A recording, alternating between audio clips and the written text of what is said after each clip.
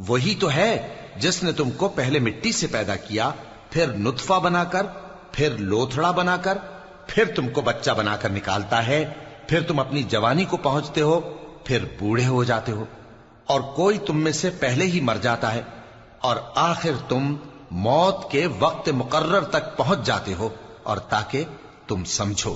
وہی تو ہے جو زندگی اور موت دیتا ہے، پھر جب وہ کوئی کام کرنا یعنی کسی کو پیدا کرنا چاہتا ہے تو اس سے کہہ دیتا ہے کہ ہو جا، تو وہ ہو جاتا ہے۔ کیا تم نے ان لوگوں کو نہیں دیکھا جو اللہ کی آیتوں میں جھگڑتے ہیں؟